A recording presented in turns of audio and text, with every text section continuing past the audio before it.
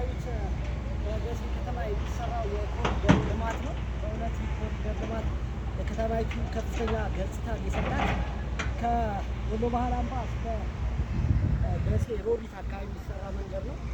ስለዚህ ይህን መንገድ እያሰሩት የሚገኙት በአሁኑ ሰዓት ያሉት የደሴ ከተማ ተቀዳሚ ከንቲባ አቶ ሳሙኤል ሞላልኝ ናቸው። በእውነት የሚያምር ልማት ነው። በእውነት ሊመሰገኑ የሚገባቸው ከንቲባ ናቸው። ይህንን ልማት እውነት ማህበረሰቡን የተቃለለ የመንገድ ችግር ሊኖረው እያደረጉ ይገኛል። ለከተማዋም ውበት ነው።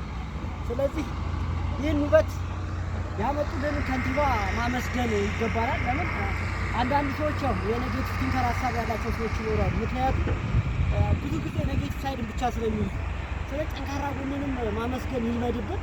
ልማቱን ላይክ፣ ሼር አድርጉት፣ ፎሎ አድርጉት።